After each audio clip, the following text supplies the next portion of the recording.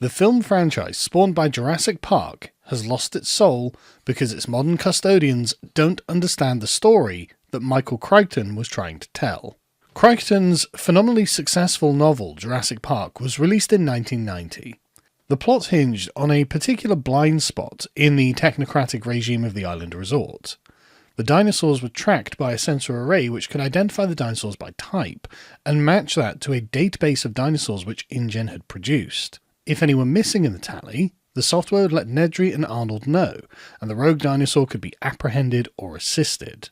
The system was calibrated with the fear of losing specimens in mind because, through the magic of Henry Wu's genetic engineering, all of the dinosaurs were made female, and each one cost a great deal of money to produce. If one was lost or sick, then it was imperative to recover or heal it, as Jurassic Park was going to be a business, and no business tolerates unnecessary waste. This all seems reasonable enough, assuming you have full control of events.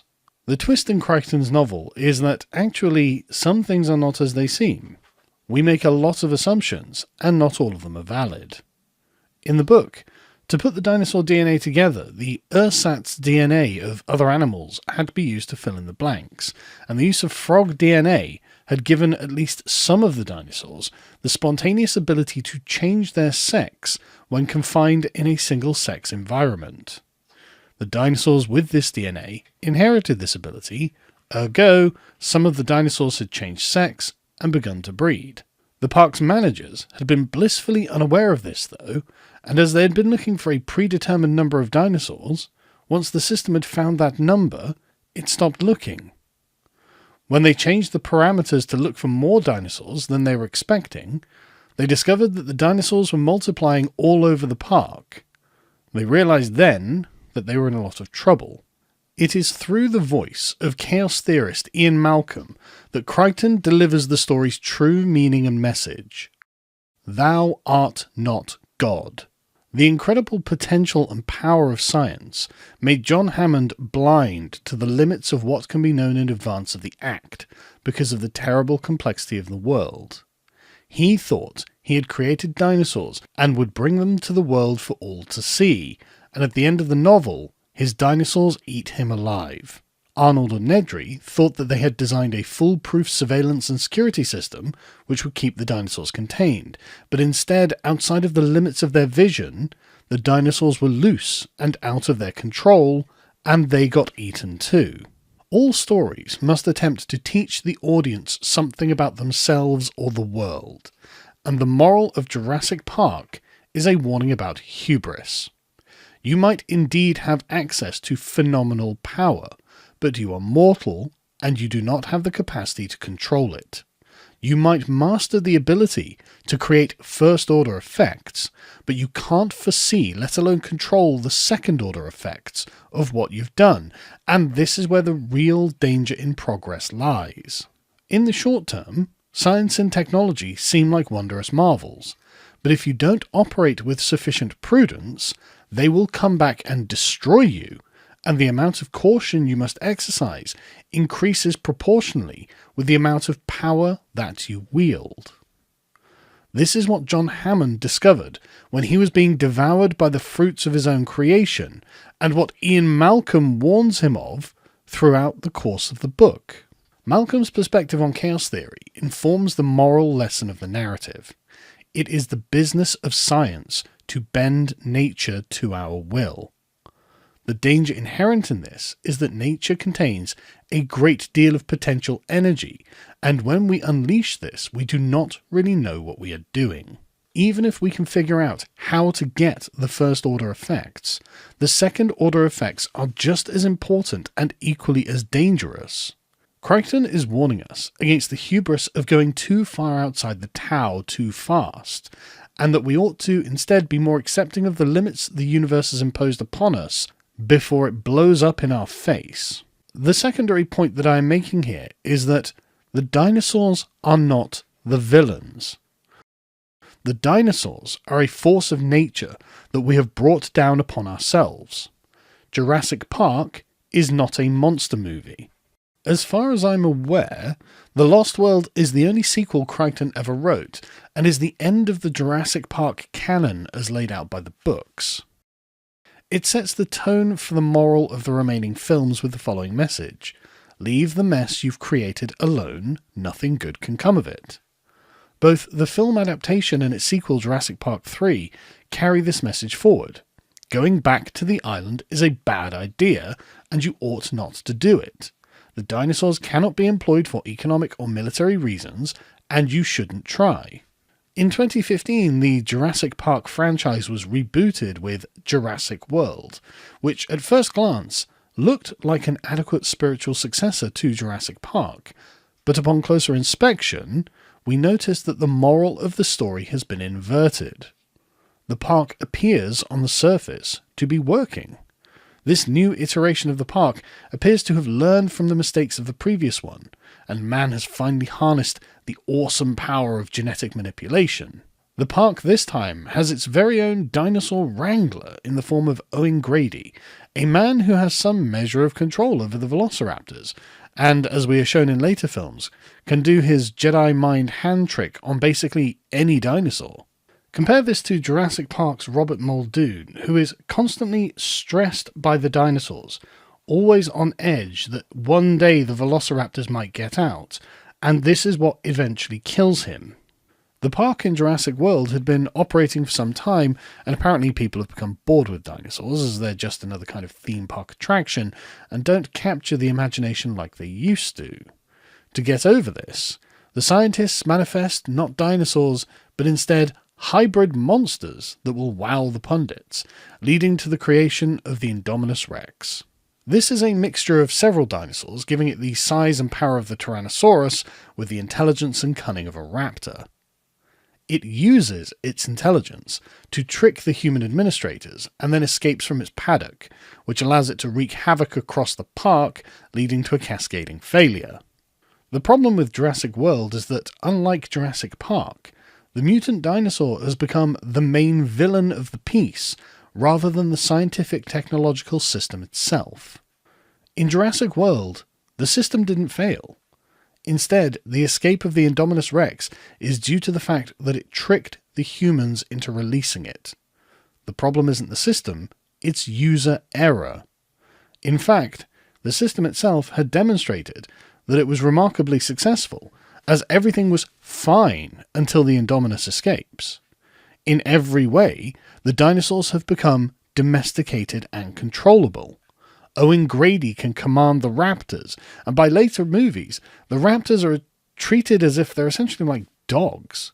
Even the Indominus Rex is only defeated when Claire Dearing releases the Tyrannosaurus Rex from its cage so they can fight it.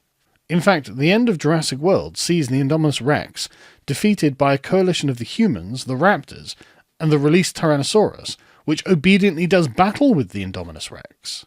For some reason, the normal dinosaurs have decided that they too would team up to fight the abomination, which is eventually eaten by the mosasaur, and then the coalition peacefully ends, and everyone just goes about their business. Indeed, the raptors themselves don't even escape in this film, and only defect to the Indominus Rex after they take the raptors out to hunt the Rex. And the Rex itself is an artificial construct, which just outsmarts the people who created it. But even then, the raptors end up switching sides back to Owen Grady, and then they team up with the humans to fight the Indominus Rex in the end. What is the moral of the story in Jurassic World? It's tempting to say that it has followed in the footsteps of the first movie, implying that manipulating nature has catastrophic consequences, but this isn't really what happened at all. Instead, a well-functioning park was put into disarray by a clever villain, in the form of the Indominus Rex, rendering the normal dinosaurs as non-threatening and mastered by the scientific technological system. The moral of the story appears to be something along the lines of, don't create super smart evil villains for profit, which isn't really something we need to be instructed on. The closest we have in Jurassic World on the theme of the uncontrollable nature of the dinosaurs is when Vic Hoskins is killed by the velociraptors he sought to employ as a weapon. However, the moral of this story arc is not about the uncontrollable power of nature, but instead about the illegitimate and immoral intentions of Hoskins himself. He is killed by the raptors after trying to use them as a means to an end, instead of respecting the raptors as an end in themselves, unlike Grady, whom they never harm. So where Jurassic Park was a warning about man's hubris, Jurassic World becomes just a monster movie. And unfortunately for the franchise, things only go downhill from here because the underlying warning about the use of the power of science seems to be not well understood by whoever is writing these scripts these days. 2018's Jurassic World Fallen Kingdom was a generally weak sequel, which sees Owen Grady and Claire Dearing return to the island, ostensibly to rescue the dinosaurs from a second extinction event at the hands of a volcano. The dinosaurs are now portrayed not as a cataclysmic threat, but instead as an endangered species, which mankind has an obligation to rescue, as they can't survive on their own. Claire Dearing has even founded the Dinosaur Protection Group, which has dedicated itself to preserving the dinosaurs, and sets out to rescue them from the volcano and move them to another island where they won't be interfered with by the humans. The dinosaurs have been rendered impotent, weak, incapable of even surviving by themselves, and in dire need of human intervention. The dinosaurs are rescued and taken to Benjamin Lockwood's manor, where there is a dinosaur auction, and I guess this is evil. At the auction, we discover the Indoraptor, another engineered neo-dinosaur that has been once again primed to be used for military purposes. Apparently, it can be directed by the use of a laser, which is pointed at the target to mark them out. This feature returns in the next movie, revealing that the writers simply have no idea how dinosaurs ought to be used in a military context, because if I can point a laser at someone, wouldn't it be more efficient for me to just point a gun at them? And wouldn't I want to direct the raptors at targets I can't presently see to use them as seek and destroy drones? The Indoraptor escapes from its cage because an arrogant human decides to tranquilize it and take one of its teeth, but it turns out the creature is not affected by the tranquilizer. However, it pretends to be affected, and then it kills the man as it comes into his cage, allowing the Indoraptor to escape. Again, the system itself isn't the failure. The failure comes from the villain tricking, well, not innocent, but one of the characters in the story. The Indoraptor then goes on to play the part of the evil villain stalking the protagonists around the mansion until they eventually dispatch it. As with Jurassic World, the film had been made into a monster movie. The moral lessons and the villain are essentially just a rehash of the previous film, except the escape of the Indoraptor is more stupid than the previous film and is a far less interesting antagonist. The movie ends with dinosaurs escaping around the world somehow, and the ecosystems adjusting themselves to accommodate to their new additions. Jurassic World Dominion was released in 2022, and is a confused mashup of nostalgia baiting and anti-corporate climate change propaganda. Lewis Dodgson is resurrected from the first movie, as if anyone can remember who he was, and he's decided to set up a kind of dinosaur reserve in Italy to study them for scientific discoveries which could aid mankind's knowledge of medicine. Ian Malcolm is there as the court philosopher of this new company Biosyn, warning about the potential problems, but nobody is really listening. The final scenes of the film show the dinosaurs needing protection from man and not the other way around. The main issue of the film is that Dodgson has genetically engineered mutant locust swarms that escape containment and threaten a planet-wide famine.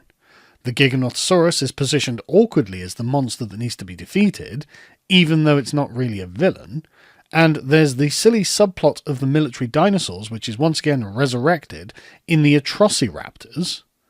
This fails to resolve into anything interesting. The entire plot is confused. It doesn't reach any kind of internal harmony, and defaults to and then storytelling to keep the plot moving and force the protagonists to arrive at the foregone conclusion. Ian Malcolm is trotted out once more to give a hollow echo of the moral of the original film, but it fails to land as, once again, it's not the system itself that fails, it's human error and human greed that is the problem. The implication is that the system is perfectible. If only we could automate enough of it out of the hands of its fallible and immoral operators. The moral of the dangers of science is probably in there somewhere if you look hard enough, but it doesn't really seem to be well understood by any of the characters, and the theme is really about corporate greed and malfeasance. This was not the primary issue in the original Jurassic Park, and is poorly explored in this movie. John Hammond was not a grasping, profit-driven corporate shark. He was a kindly and idealistic man who sought to bring wonder and delight to children all over the world, which is why his story is one of folly and not villainy. We finally arrive at the brand new installment in the franchise, Jurassic World Rebirth. This film is the furthest from the moral of the original movie, and marks the franchise's full transition from exotic philosophical thriller to a more formally Godzilla-like monster movie. As with all Jurassic sequels, the writers must struggle to find a reason why anyone would go to an island populated by very large and dangerous animals. The latest half-baked premise is that a team of mercenaries are employed by Big Pharma to extract the blood of 3 of the largest kinds of dinosaurs on the island, as they believe that they contain enzymes which would allow some kind of medical breakthrough on heart disease or something, and extend the lives of millions of people. Instead of dinosaurs repopulating the Earth and changing the ecospheres in unprecedented ways, as was implied in Dominion, instead they have basically died off everywhere except for a narrow band around the equator, which the world's governments have declared off-limits to protect what remains of them from extinction. There is a new island that is apparently one of the test beds for the creation of the insane mutant dinosaurs, and Rebirth has decided to just go all in on them being silly monsters now. We are introduced to the Distortus Rex, a gargantuan 6-limbed freakazoid monster that looks like it'd be more at home in an alien movie, and some flying raptor things called mutadons, which look like they were just plucked out of Pitch Black. Along with a family who get thrown into the mix, the mercenaries successfully extract the blood of the 3 largest dinosaurs and have an unsatisfying escape from the island. The entire thing is very mediocre, and you're missing nothing by not watching it. However, in Rebirth, the purpose of the mission is essentially the opposite of the moral of the original Jurassic Park. Instead of challenging the power of science, Rebirth seeks instead to justify it. Science has become the magical MacGuffin which is being used in a very abstract way to save humanity.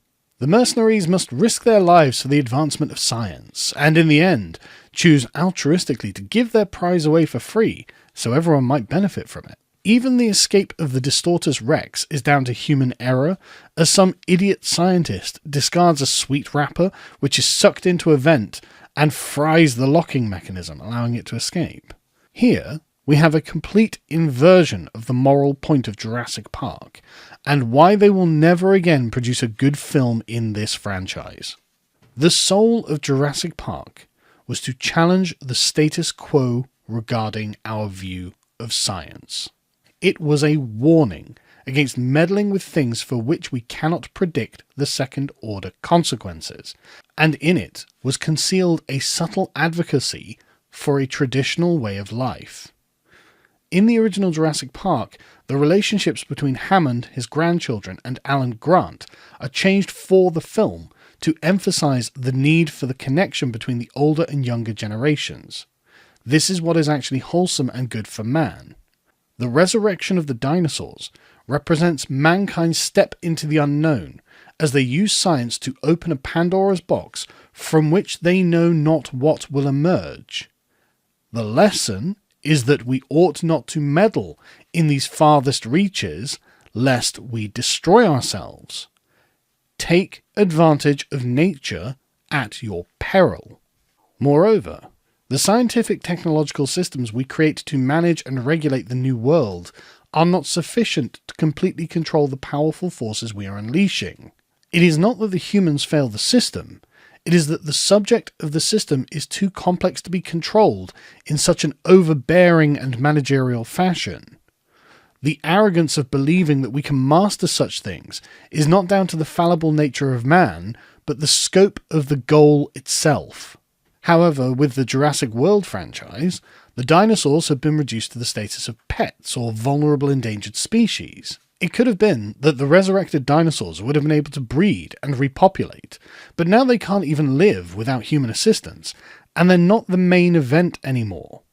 That honour goes to the weird artificial monsters that represent not Faustian man's folly, but instead the individuated moral failings of their authors.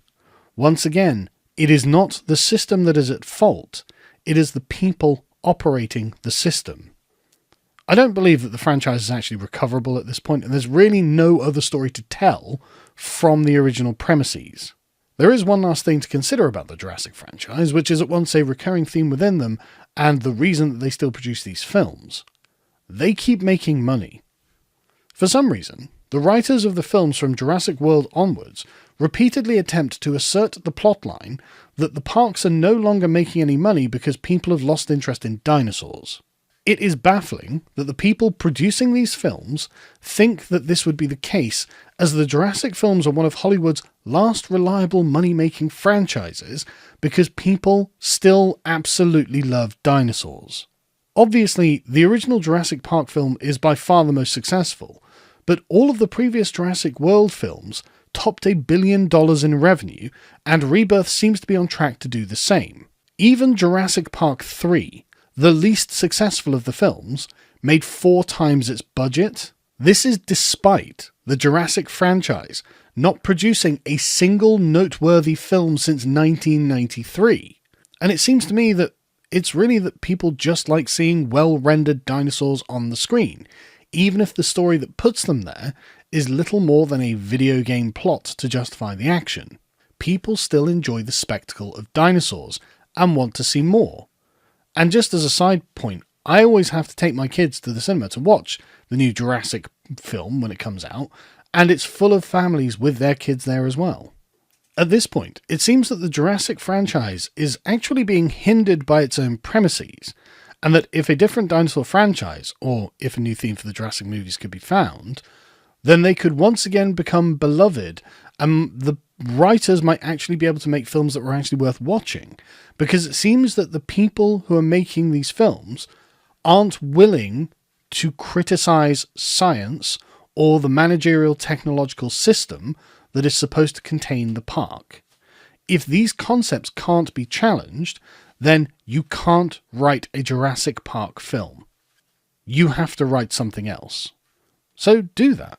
Create something new about dinosaurs that is a commentary on some other aspect of the human condition, and stop bumbling around with Crichton's clever meta-analysis of science and society. Put simply, it's very clear that the people writing these movies are not as clever as Michael Crichton, and so really they should just write some schlocky dinosaur action flick without putting any of the meta-commentary about science and managerialism to the fore. They don't understand it well enough, and they're not prepared to challenge it. So just do something else.